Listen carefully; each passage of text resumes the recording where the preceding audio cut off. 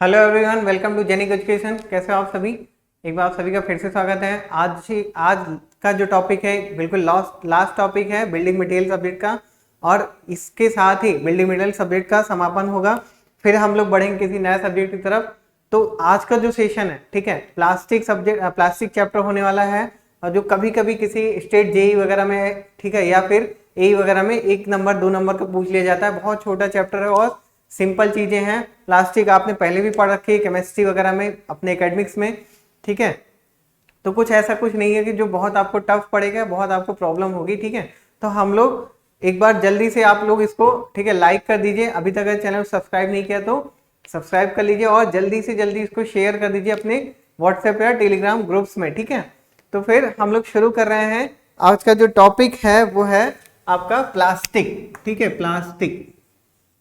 Plastic में देखिए, plastic में हम क्या लिखते हैं, प्लास्टिक को क्या बोलते हैं कि ये क्या होता है, हाई ऑर्गेनिक पॉलीमर्स होता है, ठीक है। ये पॉलीमर्स पॉलीमराइजेशन और कंडेंसेशन के करके प्लास्टिक को बनाया जाता है, ठीक है।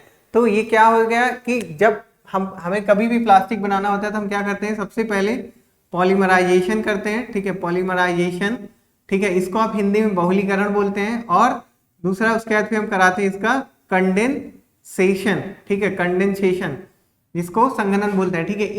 इस प्रोसेस से बनता है आपका प्लास्टिक, ठीक है। प्लास्टिक की देखो सबसे पहले खोज जो हुई थी वो हुई थी, हमने खोजा था सेल्यूलोज प्लास्टिक को, ठीक है। सेल्यूलोज खोजा था, ठीक है। फिर उसके बाद फिर हमने खोजा किसको, सेल्यूलॉइड को, ठीक है। सेल्यूलॉइड खोजा था आपने, किसने, जॉन वेस्ली ने, ठीक है। फिर इसके बाद फिर आपका आया था बेकेलाइट, ठीक है। क्या है, बेकेलाइट, ठीक है। बेकेलाइट किसने खोजा, ठीक है, बेकेलाइट को बेकेलाइट ने ही खोजा था। इनका पूरा नाम क्या था, लियो, और स्पेलिंग में थोड़े से चेंजेस है, लियो बेकेलाइट, ठीक है। ये कहाँ के साइंटिस्ट थे, बेल्जियम के, ठीक है, बेल्जियम के साइंटिस्ट थे, या इसको बोल सकते हैं बेल्जियम साइंटिस्ट थे ये, ठीक है। तो ये हो गया आपका प्लास्टिक कैसे खोजा गया। सबसे पहले सेल्यूलोज, फिर सेल्यूलॉइड। सेल्यूलोज खोजा था सोन हीन ने, ठीक है। फिर बेकेलाइट, तो हम लोग क्या बोल सकते हैं कि it is a synthetic organic high polymer plastic is a, या फिर किस क्या लिखते हैं, it is a synthetic organic high polymers, synthetic organic high polymer, ठीक है। तो और इसको बनाते कैसे हैं, पॉलीमराइजेशन और कंडेंसेशन करके, ठीक है। तो ये तो हो गया आपका प्लास्टिक की डिटेल। अब देखो प्लास्टिक के डिमेरिट्स मेरिट बहुत सारे हैं, ठीक है। अब चैप्टर पढ़ा है तो थोड़ा वैसे जान लेते हैं। प्लास्टिक डिमेरिट्स में जैसे थोड़ी बहुत चीजें कि ये बिल्कुल भी टेम्परेचर नहीं सह पाता है, ठीक है, यानी कि फायर रेजिस्टेंट नहीं होता है, ठीक है। बाकी प्लास्टिक हर रूप में अच्छा है। प्लास्टिक के प्रोडक्ट हर तरह से बनाए जाते हैं, हर एक शेप साइज में ढाला जा सकता है, वर्केबिलिटी आसान है, ठीक है। और इस पे क्या, इसको किसी भी रूप में हम बना सकते हैं, इससे किसी भी तरह की चीजें बना सकते हैं। हर तरह के अल्टरनेटिव आपको प्लास्टिक के रूप में मिल जाएंगे। कोई चीज आयरन की है उसको प्लास्टिक रूप में बना दिया गया है, हर चीज आपको प्लास्टिक रूप में मिल जाती है। प्लास्टिक सस्ता है, आसपास इजिली अवेलेबल है, ठीक है, ड्यूरेबल है, ठीक है, स्ट्रेंथफुल है, इस पे कटिंग ड्रिलिंग इजिली हो सकती है, ठीक है। तो सब कुछ इसके साथ हमारे फेवर में है, ठीक है। बस एक प्रॉब्लम और है इसके साथ कि इससे क्या होता है, पॉल्यूशन बहुत ज्यादा होता है, ठीक है। अगर उसको सही से हम चाहे तो रिसाइकिल वगैरह कर लें, ठीक है, अगर नहीं करते हैं तो वो चीजें रिसाइकिल, मतलब कि वही चीजें पॉल्यूशन फैलाती हैं और यही चीजें हमें प्रॉब्लम क्रिएट करती हैं, ठीक है। तो ये तो हो गया खैर कुछ डिमेरिट्स और मेरिट्स। अब हम लोग बात करते हैं किसकी, इंग्रेडिएंट्स की, ठीक है। इंग्रेडिएंट्स ऑफ प्लास्टिक, इंग्रेडिएंट्स हर एक चीज का बहुत जरूरी होता है, ठीक है। आप कहीं भी जाओगे तो जिसे पूछा यही जाता है कि किन किन चीजों से मिलके बना है, ठीक है। तो वो चीजें आपके लिए जरूरी हैं, ठीक है। और हम लोग उसको एक एक करके देखते हैं क्या क्या आपके पास है, ठीक है। इंग्रेडिएंट्स से क्वेश्चन भी बन जाते हैं, ठीक है, कि किन किन चीजों से मिलकर बना है। अभी तक जितने भी मैंने आपको चैप्टर बताए हैं, हर एक चैप्टर में आपको इंग्रेडिएंट्स को मैंने बहुत डिटेल में बताया है, ठीक है। तो यहाँ पे हम लोग शुरू करते हैं। हेडिंग है आपका इंग्रेडिएंट्स, इंग्रेडिएंट्स ऑफ प्लास्टिक, ठीक है, इंग्रेडिएंट्स ऑफ प्लास्टिक। ठीक है, देखिए इंग्रेडिएंट्स में क्या है, आपका एक पास एक कोड है, ठीक है, उसी कोड को हमें एक एक करके खोलना है। ठीक है, कोड है आपके पास RPISPFACL। ठीक है, अब देखो इसी को आपको बताना है कि किन किन चीजों से प्लास्टिक आपका बना है। R से यहाँ पे क्या है, रेजिन। ठीक है, P से प्लास्टिक साइजर। ठीक है, प्लास्टिसाइजर। I से आपका है इनर्ट फिलर। और S से है आपका सॉल्वेंट। P से पिगमेंट। F से फोमिंग एजेंट। ठीक है, और A से आपका क्या है, एसिलिरेटर। और C से क्या है, कैटलिस्ट। और L आपका क्या शो कर रहा है, ल्यूब्रिकेंट। ठीक है, ये है आपके पास इंग्रेडिएंट्स ऑफ प्लास्टिक। अब इसमें देखो एक एक चीज क्या है, एक एक चीज के बारे में जान लेते हैं। जैसे रेजिन है, मैंने आपको पेंट के चैप्टर में भी बताया था रेजिन के बारे में। ठीक है, रेजिन क्या होता है, रेजिन दो टाइप का होता है, एक तो नेचुरल और, ठीक है, नेचुरल, दूसरा आर्टिफिशियल। नेचुरल में क्या क्या होता है, नेचुरल में आपके पास होते हैं जैसे लाख, कोपल, अंबर, ठीक है, शेलक। ठीक है, तो वही चीजें जैसे लाख, कोपल, अंबर, चपड़ा, ये सारी चीजें। आर्टिफिशियल में क्या होगा आपके पास, यूरिया फॉर्मल्डिहाइड, कैसीन। ठीक है, और फिनॉल फॉर्मल्डिहाइड। ठीक है, फिनॉल फॉर्मल्डिहाइड। ठीक है, और फिनॉल परफ्यूरोल्डिहाइड। ठीक है, तो ये सारी चीजें आपके पास होती हैं। ठीक है, ये आपके पास होती हैं। तो उसके बाद फिर इनर्ट फिलर की बात, फिर उसके बाद प्लास्टिसाइजर की बात करें तो प्लास्टिसाइजर जो है, ठीक है, ये प्लास्टिसिटी प्रोवाइड करने में हेल्प करता है। ठीक है, किसको, प्लास्टिक को। हम कौन कौन सी चीजें इसे यूज करते हैं, जैसे कैम्फर हो गया, कैम्फर मतलब कपूर होता है। ठीक है, कैम्फर, बेंजीन यूज करते हैं, बेंजीन। और इनर्ट फिलर में जैसे रफ चीजें, इनर्ट फिलर किस लिए यूज होता है, वॉल्यूम बढ़ाने के लिए। ठीक है, तो वॉल्यूम बढ़ाने के लिए इनर्ट फिलर यूज करते हैं। तो जैसे पेपर है, वेस्ट पेपर है। ठीक है, और लकड़ी का बुरादा है। ठीक है, तो क्या लिख सकते हैं, वुड पाउडर। ठीक है, और जैसे या और भी जो आपके पास वेस्ट चीजें हो। ठीक है, ये क्या यूज होता है आपका, किसके लिए यूज होता है, वॉल्यूम बढ़ाने के लिए। ठीक है, और जो भी चीजें हम बना उसको सस्ता करने, उसकी कॉस्ट को कम करने के लिए। सॉल्वेंट के रूप में हम क्या यूज करते हैं, अल्कोहल और एसीटोन वगैरह यूज करते हैं सॉल्वेंट के रूप में। ठीक है, पिगमेंट आपका कलर प्रोवाइड करने के काम में आता है। ठीक है, ये पहले भी आपने देखा है। फोमिंग एजेंट क्या करता है, ठीक है, फोमिंग एजेंट आपका, ठीक है, जैसे साउंड और हीट प्रूफ बनता है और हीट प्रूफ बनता है। ठीक है, फोमिंग एजेंट। और आगे इसके बाद फिर देखें एसिलरेटर का क्या काम है, एसिलरेटर आपका, ठीक है, एसिलरेट करता है। ठीक है, प्लास्टिक के बनने के प्रोसेस को थोड़ा फास्ट कर देता है। ठीक है, इसमें हम लाइम वगैरह मिला देते हैं। ठीक है, एसिलेटर के रूप में। कैटलिस्ट आपको पता है, बचपन में आपने पढ़ रखा है केमिस्ट्री में कि कैटलिस्ट जो होता है वो किसी रिएक्शन को तेज कराने के लिए हम उसमें कैटलिस्ट डालते हैं। ठीक है, और यहाँ पे हम ईस्टर का यूज करते हैं, ईस्टर का। ठीक है, फिर इसके बाद फिर आपका लुब्रिकेंट हम यूज करते हैं कि ताकि जो प्लास्टिक हमारा बन रहा है, जिस भी फर्नेस में या जिस भी चीज में बना, उसकी जो सरफेस है उससे चिपक न जाए, इसलिए हम लुब्रिकेंट यूज करते हैं। ठीक है, और लुब्रिकेंट के रूप में हम क्या यूज करते हैं, स्टायरीन वगैरह यूज करते हैं, स्टायरीन। ठीक है, तो ये हो जाता है आपका क्या, इंग्रेडिएंट्स के बारे में क्या क्या चीजें हैं, resin, plasticizer, inert filler, solvent, pigment, foaming agent, accelerator, catalyst और ल्यूब्रिकेंट। अब किन चीजों में क्या क्या चीजें मिलती है, ठीक है, वो आपने यहाँ पे देख लिया। अब इसके बाद फिर हम लोग देखते हैं इसके बाद फिर जैसे इंग्रेडिएंट्स हो गया आपका। ठीक है, फिर इसके बाद फिर हम लोग देखते हैं कि इसकी कौन कौन सी कुछ प्रॉपर्टीज देख लेते हैं। ठीक है, कुछ प्रॉपर्टीज हम लोग देख लेते हैं प्लास्टिक की। ठीक है, कौन कौन सी प्रॉपर्टीज होती है प्लास्टिक की, तो वो थोड़ा सा आपके लिए समझने में इजी और हो जाएगा। ठीक है, और बाकी अगर कहीं पे आ भी जाता है किसी क्वेश्चन में तो आपका ये टॉपिक, ठीक है, तैयार रहेगा तो आपको समय बिल्कुल नहीं लगेगा उस क्वेश्चन को टैकल करने में, ठीक है। तो यहाँ पे हम लोग पढ़ते हैं क्या, प्रॉपर्टीज ऑफ प्लास्टिक, ठीक है, प्रॉपर्टीज ऑफ प्लास्टिक। देखिए यहाँ पे लिखते हैं properties of plastic, properties of plastic, ठीक है। देखिए प्रॉपर्टीज में क्या क्या चीजें हैं आपके पास, ठीक है, डिफरेंट प्रॉपर्टीज हैं, बहुत सारी प्रॉपर्टीज। मैंने बताया प्लास्टिक में सबसे मेन चीज तो ये स्ट्रेंथ होता है कि जैसा आप बनाना चाहो वो उस तरह से बन जाएगा, ठीक है, तो इसको हम बोल देंगे वर्केबिलिटी, ठीक है। तीसरी चीज इसको हम लिख सकते हैं ड्रिलिंग एंड कटिंग इजीली हो सकती है, ड्रिलिंग कटिंग, ठीक है। फोर्थ इसकी डायमेंशनल एबिलिटी, ठीक है, किसी भी यानी कि शेप में ढाला जा सकता है, डायमेंशनल एबिलिटी, ठीक है। फिर लिख सकते हैं वाटर प्रूफ,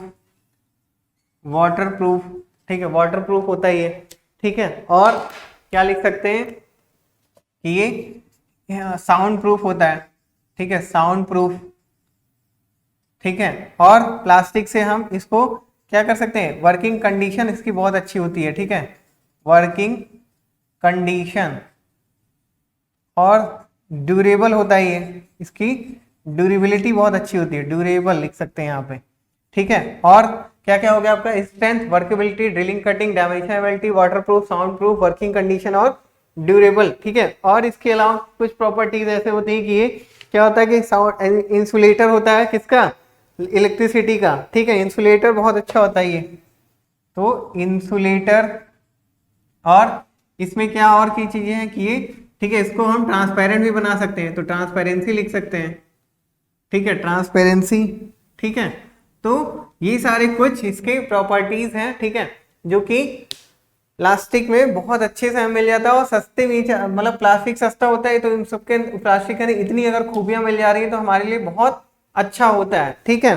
तो ये चीजें हो गई। अब इसके बाद फिर जैसे होता है, जैसे कुछ और भी चीजें रहेंगी, ठीक है। इसके अलावा हम लोग बात करते हैं किसकी, टाइप्स के बारे में, टाइप्स ऑफ प्लास्टिक। यहाँ हेडिंग क्या डालेंगे हम लोग, types of plastic, types of plastic.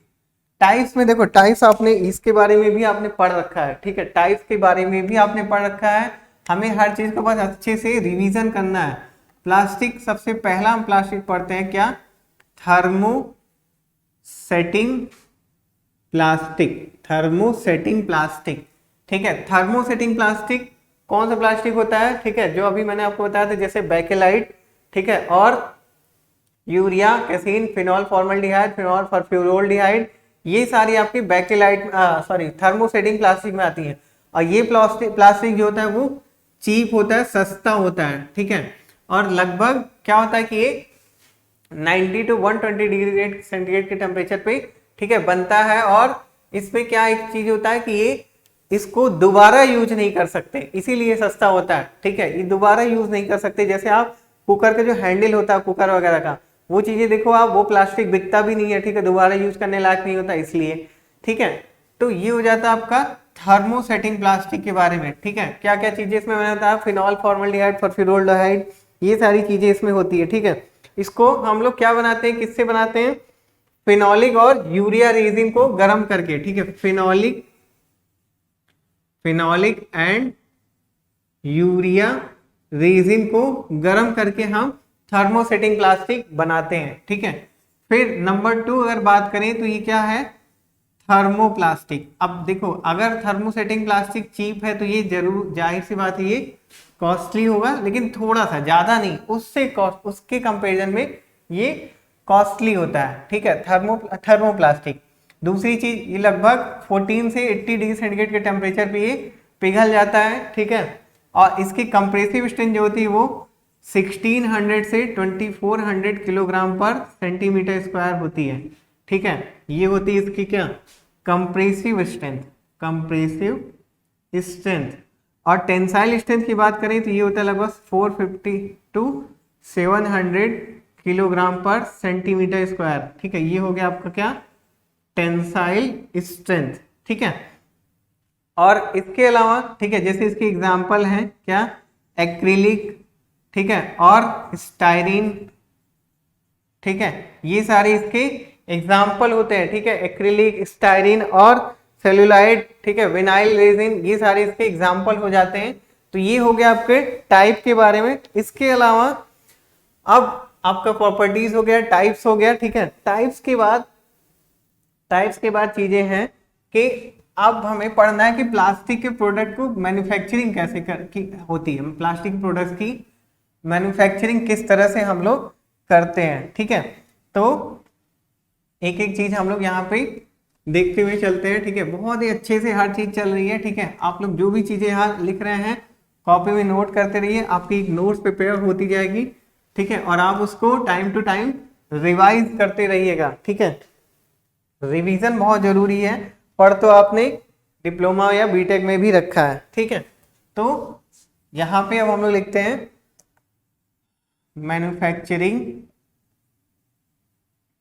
Manufacturing of plastic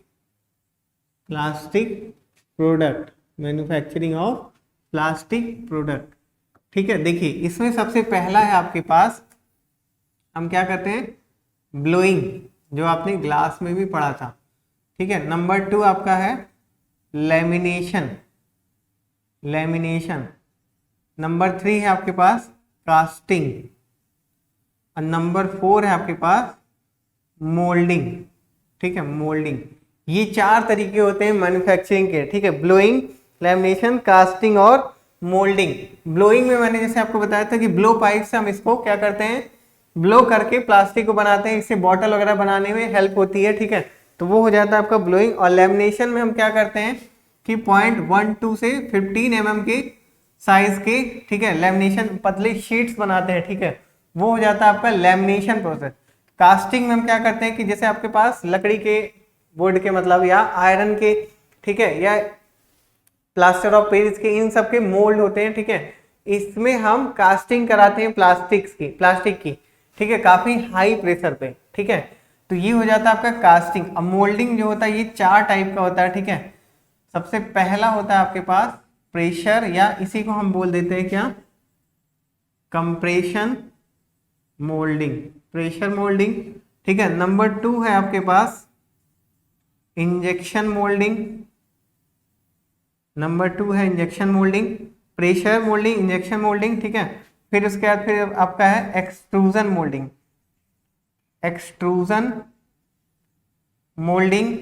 ठीक है।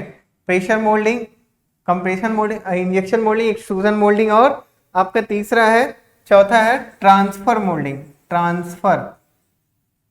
Transfer moulding. देखिए मोल्डिंग के 4 तरीके होते हैं, ठीक है। एक तो प्रेशर मोल्डिंग है, यानी कि प्रेशर से, ठीक है, ठीक है, मोल्ड हम करवा रहे हैं। मोल्ड में जो मोल्डिंग मतलब मोल्ड हमारे पास है उसमें हम प्रेशर से प्लास्टिक डाल रहे हैं और प्रेशर मोल्डिंग करा रहे हैं, ठीक है। इसमें टेम्परेचर जो हम रखते हैं लगभग 120 से 175 डिग्री सेंटीग्रेड का टेम्परेचर रखते हैं, ठीक है। 120 से 175 डिग्री सेंटीग्रेड का टेम्परेचर रखते हैं प्रेशर मोल्डिंग में, ठीक है। और इसके बाद इंजेक्शन मोल्डिंग में जो होता है, ठीक है, लगभग 100 से 300 डिग्री सेंटीग्रेड का क्या करते हैं, टेम्परेचर रखते हैं, ठीक है।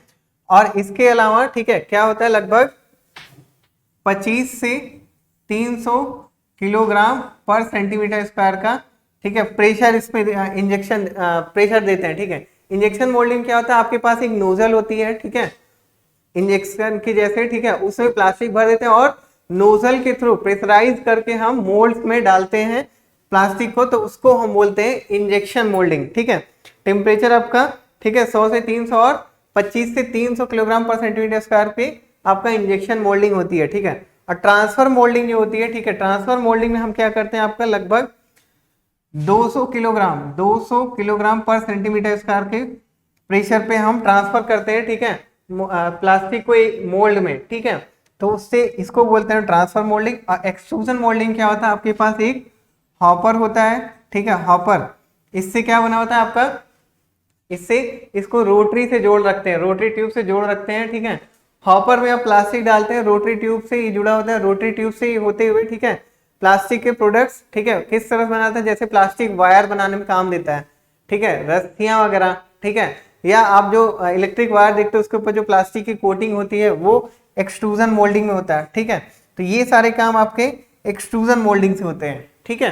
तो यहाँ पे आपका क्या है, मैन्युफैक्चरिंग हो रही है, ठीक है, जो जिस भी तरीके से वो मैंने आपको डिटेल में बता दिया। ब्लोइंग, लेमिनेशन, ब्लोइंग सेम तरह से है, ठीक है, ब्लो पाइप से। लेमिनेशन, लेमिनेशन में हम क्या करते हैं, 0.12 mm से 0.12 mm से 15 mm तक की लेमिनेशन शीट्स बना रहे हैं। कास्टिंग, ठीक है, वो भी आपको दे रहे हैं। मोल्डिंग, मोल्डिंग में 4 है, pressure moulding, injection moulding, extrusion और ट्रांसफर मोल्डिंग, ठीक है।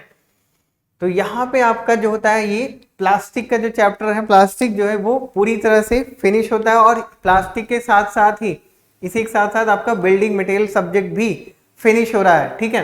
तो यहाँ पे हमने, ठीक है, जो आपके पास मैंने आपको बताया था पिछले भी लेक्चर में कि एग्रीगेट और मोटार, ठीक है, ये भी बिल्डिंग मटेरियल में आते हैं, ठीक है, लेकिन ये आप लोग कहाँ पढ़ने वाले हो, सीटी में, ठीक है।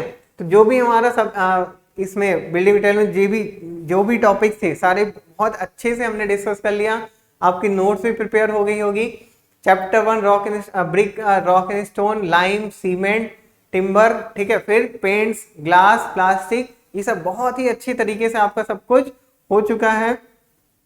किसी भी लेक्चर में कोई भी डाउट हो तो आप कमेंट कर सकते हो, ठीक है, आपका डाउट सॉल्व कर दिया जाएगा। बिल्कुल भी आपको टेंशन लेने की जरूरत नहीं है, पैनिक होने की जरूरत नहीं है। मैंने आपसे पहले ही बोला कि फुल कंसंट्रेशन के साथ पढ़िए, ठीक है, और आगे क्वेश्चन सीरीज भी इसकी कराई जाएंगी।